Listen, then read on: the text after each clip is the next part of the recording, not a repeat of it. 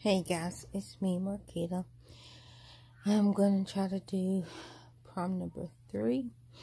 I think I got enough memory. I got my phone on the charge. Sorry for the weird shadows on my face, but it is late at night. Prom number 3 was my senior prom. My senior prom, I was 18 and I aged out of the system by this time. What I mean by I aged out of the system was at 18, if you were in DCS custody, you age out, meaning you're too old to be in the system. And on November the 28th, 2001, my mama lost her rights. I turned 18 November the 29th, 2001. So my mama had rights all the way up into the day before my 18th birthday. Stupid, crazy. She just didn't do what she needed to do. Anyways, it was stuff like that. But so I signed myself. I went to court and I signed myself out of state custody, which I really didn't have an option, because I had to sign the paper saying that yes, I'm 18, even though I wasn't. It was the day before my 18th birthday. I had to sign a paper saying yes, I'm 18. Yes, I know my rights, which I did. I knew my rights, that I can fight it. But how was I going to fight it when I was legally, I was 18? I couldn't fight that, oh, I'm not 18, even though my birthday says I'm 18. But anyhow, so I signed that paper, but I actually got lucky, because most people, when they age out the system, they wherever they're at, that person or that group or whatever stops getting a check on that person. So if I was, say that I was in a foster home, that family would stop getting a check on my 18th birthday. So if I stay there after my 18th birthday, they will not be making any money off of me. I know it's sad, because some people, they do it for the money. And so the group home that I was in, they were like, you can stay. We're not going to kick you out. We're not going to make you leave. The only thing this is you're signing, saying that you know your rights and all this, and that you aged out of the system. But tomorrow, it'll be like that you're not 18. It'll be like nothing happened. And for my 18th birthday, I had a Blue's Clues birthday party. Yes, I know it was a kid birthday party, but my little baby man was really into Blue's Clues. And so I liked it, Blue's Clues, because he was into Blue's Clues. But I wasn't with my little baby man, or little baby man, or the other little baby man. Anyways, yes, my 2 nephews and my niece, I call them all my little baby mans, even though not all of them are men or guys. I have 9 little baby mans, or actually 11 little baby mans, because my little bumpkins are my little baby mans too. But so, so my little baby man, he is now 21, so he's not a baby, but he will always be my little baby man. he was into Blue's Clues. So I was like, I'm into Blue's Clues. So for my 18th birthday, I had a Blue's Clues birthday party. Now, the odd thing about it is, even though I was 18, I had a happy 18th birthday balloon. There was a Blue's Clues balloon. I didn't even know they made it. But so I'm not the only one at age 18 that liked it. Blue's Clues, obviously, because there was a happy 18th birthday balloon, and it was Blue's Clues. But so my prom. So like I said, I signed myself out of the system, and I stayed at the group home, like never happened. And I turned, like I said, 18 November 29th, 2001. And I had a home visit for Christmas. I didn't have one for Thanksgiving, but I did have one for Christmas. Hold on. I didn't have one for Thanksgiving. I had it after Thanksgiving. Did I have it? I think I did have one for Thanksgiving. Because I think the first one... No. I think on the actual Thanksgiving day, I didn't have it. Because, okay, yeah. What I'm thinking, because I was going to say, I remember being at the group home for one Thanksgiving. But that was Thanksgiving of 2000. Because it was me and one other girl. We didn't have a home visit. And so we stayed at the group home for Thanksgiving and Christmas. Because we didn't have a home visit. It wasn't that we couldn't get one, it's just we basically didn't have nowhere to go. So we just stayed at the group home. But Thanksgiving of 2001, I did get a home visit.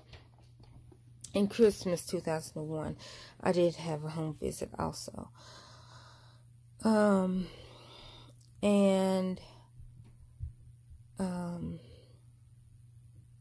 So, I turned 18 that November, and then December I had a home visit. I came back on New Year's Day of 2000. Technically, it was 2002. So, I came back to the group home 2002, January the 1st, 2002. And you will never guess who touched me. Yes, Terry. She touched me. And she put her cold, clammy hands on my face. I was like, Terry, don't touch me. And she continued touching me with her cold, clammy hands. And so I grabbed her by her neck and I threw her down. And I said, don't touch me. Well, she got up again. And she goes, well, what's your problem? I always touch you. I go, yes, and I tell you every single time, do not touch me. Well, okay, me going off because this girl is physically touching me with her cold, nasty, clammy hands that are freaking dripping. Like she got them wet, but that's just her natural body. It was this little short Elizabeth. Ugh. Was like, you mustn't take your medicine. I said, I didn't take my medicine. What do you mean I didn't take my medicine? I took my medicine. I didn't take my medicine. But, she was like, no, because you're being mean. You didn't take your medicine. You're on 24-hour room restriction, 48-hour campus restriction, 48-hour TV restriction. And I think she's like, in 48-hour phone restriction. I didn't have anybody to call, so I didn't care about the phone. But you ain't taking my TV away. You ain't taking my TV. I didn't mind being in my room for 24 hours. That was actually, like, welcome. Thank you. I will stay in my room for 24 hours. Because what we did is, if anybody had room restriction, we just sit in the hallway, and they sit in their doorway with their door open, because the door had to stay open for 24 hours. Which I slept against the wall, so the door being open didn't bother me. Like, if I would have slept on the other bed, because it was 2 girls to a room, if I would have slept in the other bed, then that would have bothered me, because you could see my bed from the door. But where my room, like, my bed was against the wall, so, like, you looking in my room, you can't see me, because I'm, like, on the other side of the bathroom. Like, if you see it, you'll understand. I can't describe it. So that didn't bother me. I was like, I don't care. And but, like, you taking my TV away, and you're dropping me from a level 5, and that's the highest that you can get. You're dropping me from a level 5 to a level 1. I'm just like, no, she touched me. You need to drop her level. She was like level 3. I'm like, no, you need to drop her level. And so I got to a really big argument with Elizabeth. So she's just like, well, that's what I said. I'm writing it down. I'm just like, okay. I went to my room. I put on my tennis shoes, and I walked out the front door. Now, remember, I told you they are not allowed to chase you down. And legally, she couldn't stop me from leaving, because I wasn't in state custody. I was actually just an adult living in that building. That's all. She legally could not stop me from leaving. And so she's like, well, get back here. And so first I did one loop, and I walked the loop. The loop it's like a driveway, and that's where we walked it every day. And we all had to start walking because we were gaining weight, because pregnant girls was at that group home, but not everybody there was pregnant. Like, I wasn't pregnant, and so not everybody there was pregnant, but they wasn't eating Pacific food. So some of the girls was like, because I mean, you gotta think about, like, these girls that were pregnant were like 13 or like 14 to like 16 and a half. Only one girl that was there was 12. She got pregnant when she was 11. She turned 12 at the group home. So she got pregnant when she was 11. And so she was pregnant. She was the only one that wasn't like 14 and up. And so they was, because like some of the girls was like having problems with their bones. The dude that cooked, he had to start putting like extra things in for the pregnant girls. Well, everybody ate that food, including the staff members. So we were all getting fat, even though, you know, we were not all pregnant. So we had to then start exercising and working off the extra calories that he's putting in the food, instead of just making a special, like making the pregnant girls having more calories in their food. We all had more calories in our food. So that's what I did. So I took a loop, and I said, you know what, because she was following me. She wasn't supposed to follow me. Remember, I told you, she didn't chase me down. She didn't physically touch me, but she was walking behind me.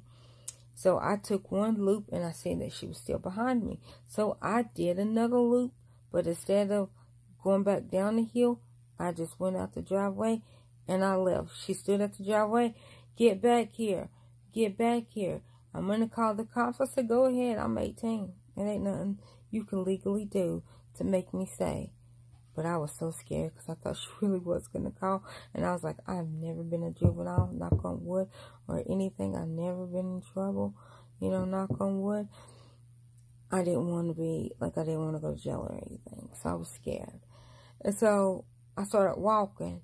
And then I was like, oh, yes, I done called her bluff. And now I can't go back, because if I go back, then she'll call my bluff. So I was like, dang it. what to do. So I was like, fine, I'm just going to keep walking. So I kept walking, and I got to the end of that road, and I was like, dang it, I really didn't want to leave. And so I ended up walking where I was to where I used to live, Lonsdale. And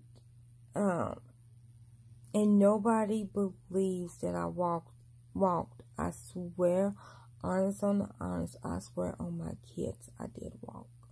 I swear I did walk. And like, if you seen how far it was and how fat I was, you'd be like, you didn't walk it. I wouldn't lie about something like that. I swear I did. I would never swear anything on my kids. Like, and you know, if it was a lie, I would never.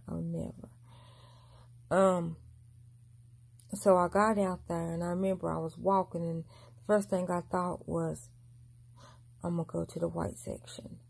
That's where I'm going to go. I got friends down that way. I know they're probably up partying, you know, because school didn't start back because we were still on winter break. I'm like, I know they're partying. I was like, that's where I'm going. That's where I'm going.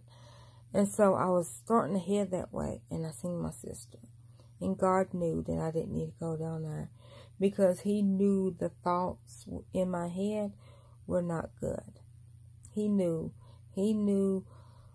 that that's not where I needed to be. That's not where I needed to be. And so I so happened to run into my sister. And she's like, what are you doing here? And I was like, I left. I ran away. I was like, where's Mama? And she goes, oh, I don't know. And so, like, we was trying to find her. And then she's like, here. She's like, look, I'm going to take you to my friend's house. And she'll let you go up there and sleep because you don't need to be out here. It's, you know, you don't need to be walking around this late at night. And so we went to the friend's house, and the woman was like, yeah, y'all could sleep in my son's bed. My son is sleeping with me. Y'all could go sleep in his bed. And so we went up and we slept in his bed, which he had bunk beds. And he didn't have a mattress on his bunk bed. It was just a box spring. And it was so hard. But I was so grateful, you know, to actually be asleep inside. Because I had no plan. I had zero plan. So the next day I got up, we found my mama, and then we went to the Salvation Army because my mama was like, why'd you leave? I'm homeless. Your sister's homeless. You're now homeless. Like, what was your plan? And I'm like, I didn't have a plan. I just had to get up out of there. And so we went to the Salvation Army, and they were like, how old are you? And they was asking my sister. My sister was like, I think she was like 22 or something. And they said, well, you can't stay here without kids. And so they was like, well, how old are you? And I'm like, I'm 18. And so they told my mama, none of y'all can't stay here without kids. And so my mom was like, well, she's still in school, which I was, but I already planned. I was like, I'm dropping out of school. I'm an adult. You know, my chest was pumped. You know, I was like, I'm not going to do anything. And so my mom was like, she's still in school. And I was just like, I'm looking at her like, no, I'm not going back to school when school starts. And so that's when they were like, is that true? You're still in school? And I was like, I haven't graduated yet. And so they were like, well, if you're still in school, then you're considered a child. So you and your mama could stay, but your sister can't because she had no kids. I mean, she had kids, but she didn't have kids with her. And so they wouldn't let her stay, but they found her a place to stay, which she didn't stay there. She was like, no, that's not where I want to stay. And so me and my mama, we got to stay at the Salvation Army. And so we were there, and like around February, and like they got me into Austin East, which is a magnet school. I knew nothing about a magnet school. I'm glad to have gotten to go to Austin East. And so they got me into Austin East, even though I did not want to go to Austin East. I'm like, I don't want to graduate from Austin East. I was like, Mama, I was like, you're gonna have to get another apartment in Lonsdale, because that's where we lived before I got in state custody, and that's where I walked to when I left, was to Lonsdale. And I was like, you're gonna have to get another apartment out there, or you're gonna have to get another apartment near Central High School. I want to graduate from Central High School. And she's like, I know, but I can't get another place there, so you might just have to graduate from Austin East. And I'm like, I'm not graduating from Austin East. If you make me graduate from Austin East, I'm not going to school. And she's like, well, we need somewhere to live. And I was just like, I don't want to go to Austin East. So they got me enrolled into Austin East. And so I went there, and then they asked, well, okay, this is what you need to graduate. What do you want to do? And like, only needed math, And so I was like, okay. So I had to take math. But my other 3 classes, because it was already determined that I was going to graduate with a resource diploma, so I didn't need all my credits because I wasn't graduating with a normal diploma. We already knew I was graduating with a resource diploma. But I had to take an actual class. And math is my favorite subject. So I was like, math, I want to do math. So they're like, okay, math. And then what else? And I was like, I don't know. So they was like, well, what do you like to do? And I was like, well, I like playing with my dolls. And I like doing hair. They go, okay, cosmetology. They go, okay, what else do you like to do? And I was like, I like babies. They said, okay, teen parenting. What else do you like to do? And I was like, I've always wanted to play a musical instrument. And they go, well, what's your favorite musical instrument? Or what instrument do you want to play? And I was like, well, I blew a tuba before. They go, okay, well, we're going to take you down to band. And I was like, okay. So I went to band, and then that's when the band teacher was like, okay, so it shows that you blew a tuba one time. And she's like, have you ever played any of the other, like she named some other stuff. And I said, no. She goes, well, what's your dream instrument? And I said, violin. She goes, oh, well, honey, you need to go to orchestra. So she took me over to orchestra. And I walked in and met the orchestra teacher. And he was like, what instrument do you want to play? And I was like, a violin. And he goes, well, she plays the violin, she plays the violin, she plays the violin, and he plays the violin, and I play the violin. He goes, will you play the viola? And I said, I don't know what that is, because I never heard of it. And he goes, well, let me show you. And so he showed me, and he's like, it's exactly like a violin, just a tad bit bigger. And I said, okay, I play the viola. And then a girl dropped out the same day or the next day. She was dropping out, or no, she dropped out the same day that I came in. And then the very next day, Jasmine came in because she was switching classes.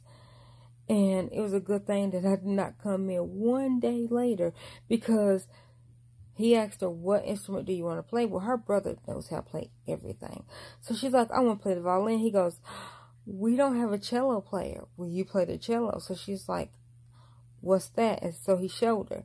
And so she's like, well, I guess. And so she had to play the cello. Now, Jasmine was this girl, maybe 5'3", maybe on a good day 90 pounds.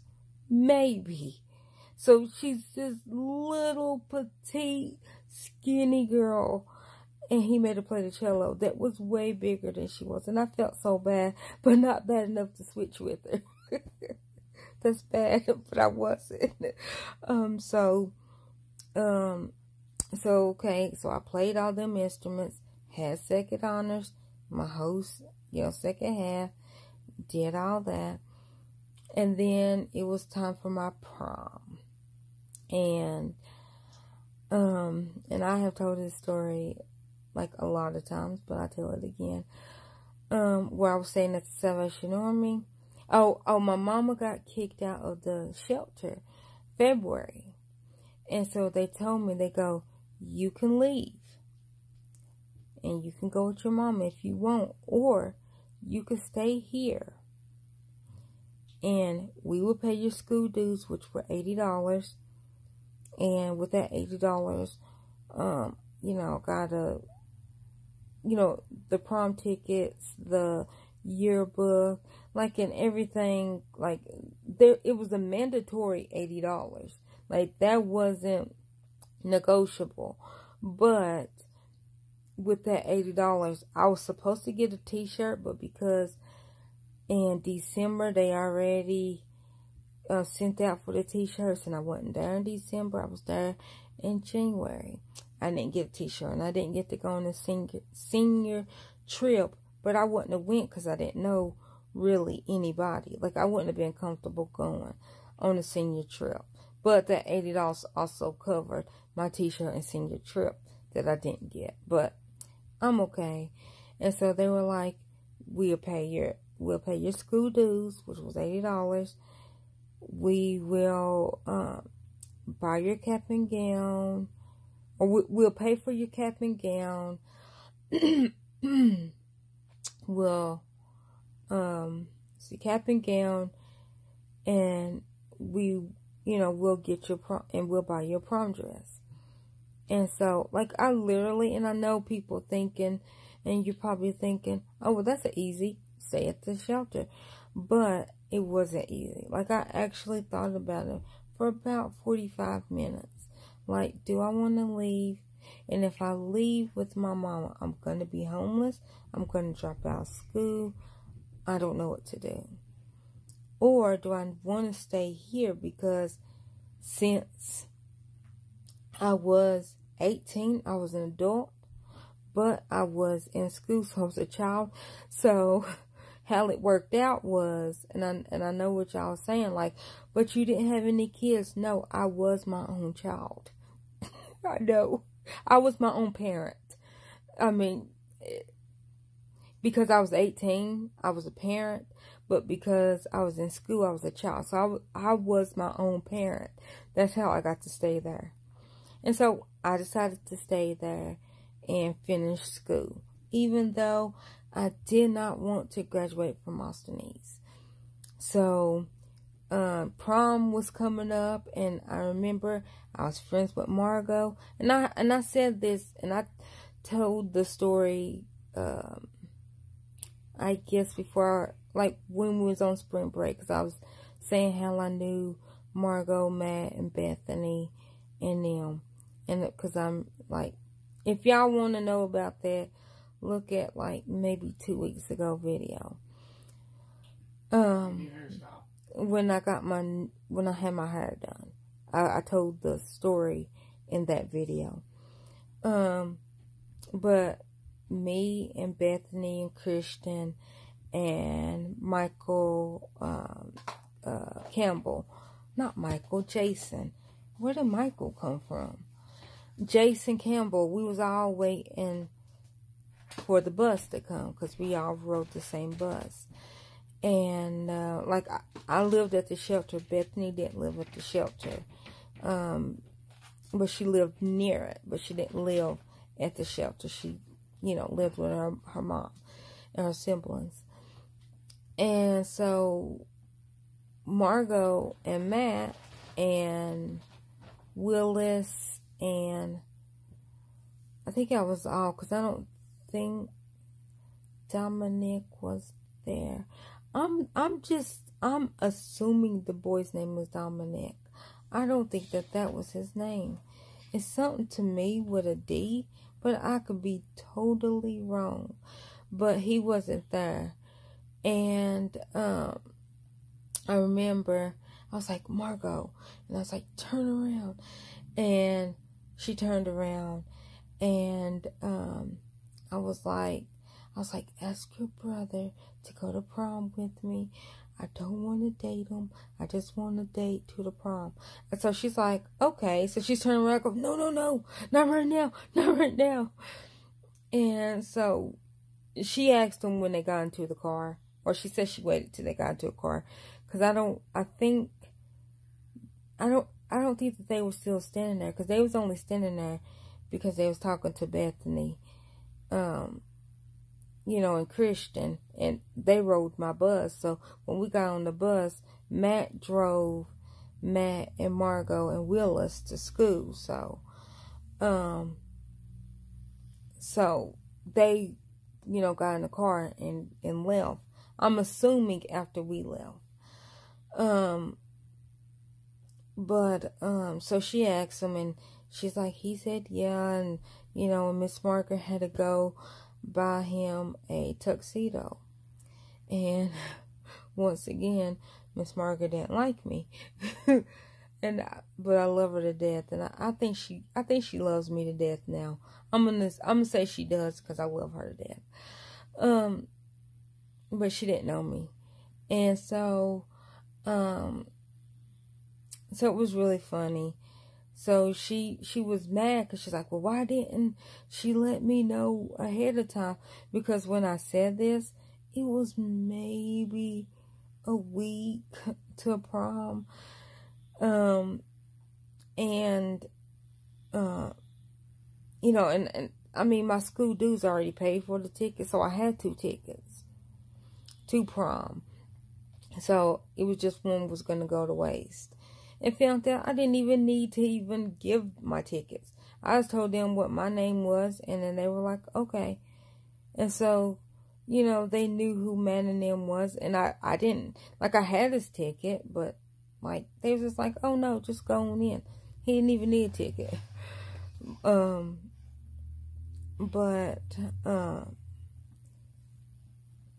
see. I'm trying to think. Oh, okay. And so, Miss Margaret had to get his tuxedo. Now, Matt is like 6'5", so he's not short. He's not short by any means. So she was mad, because she's like, how am I going to get a tuxedo, one, to fit him in this short amount of time? And it might not even have been a week before prom. It might have been a couple of days. I really think it was just like a couple of days, like 3 days, maybe 4 days before prom when I asked. So she found it. She got it. She rented him a tuxedo, which she had to end up buying. Anyhow.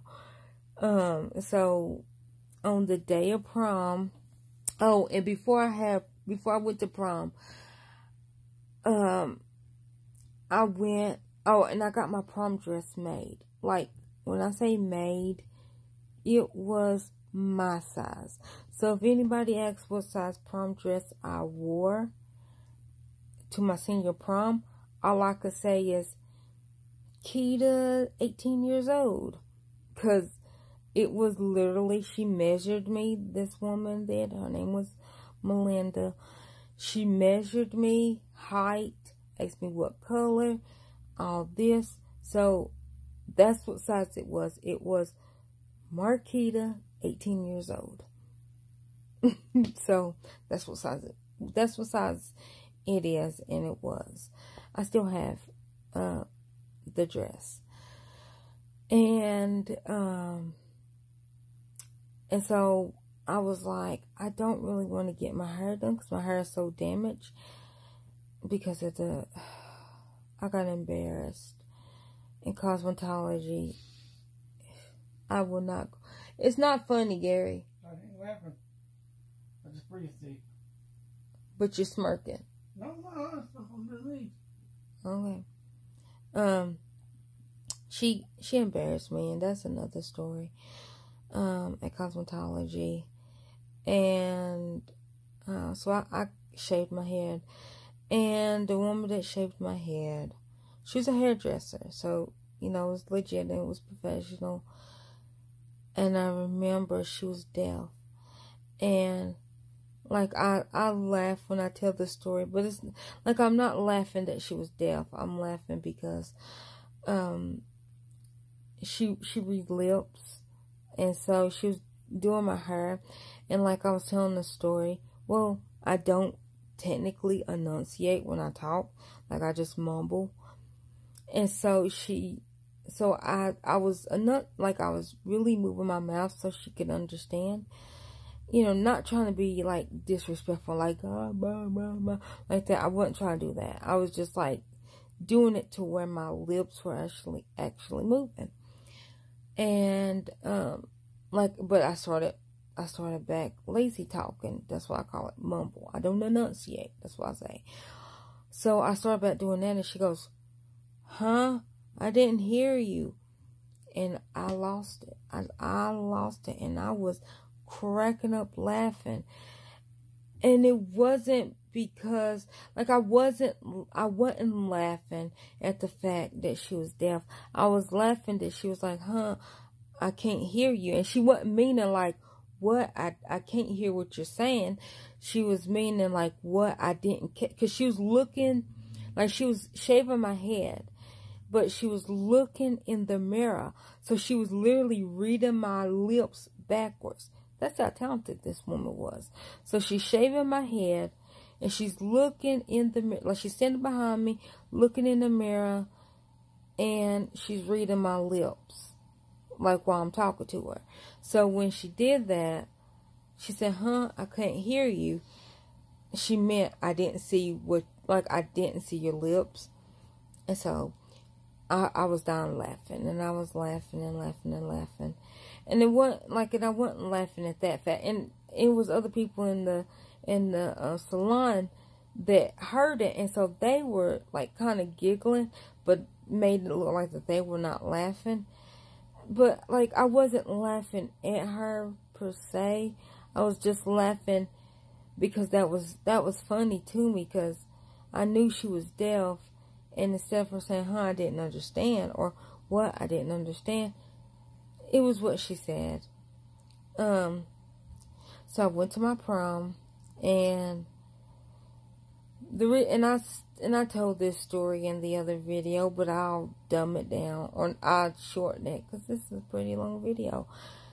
Matt got out of the car. He fell, skinned his knee, which tore a hole in the tuxedo pants. That hints why Miss Margaret had to buy his tuxedo, because he had a big, he fell and scraped his knee, and it made a cut in the tuxedo pants. So she had to buy the whole tuxedo. She was not looking to do that, and so she's like, "I can't stand her. I can't stand her. I can't stand her." But then we met like in August. And this was like May when this happened. And then we met in August, and it was just like, "I'm sorry." And she's like, "You know, when Matt went to the prom with you, I couldn't stand you. But, you know, she loves me now." She's like, "Oh, you know, but now, like, I love you to death."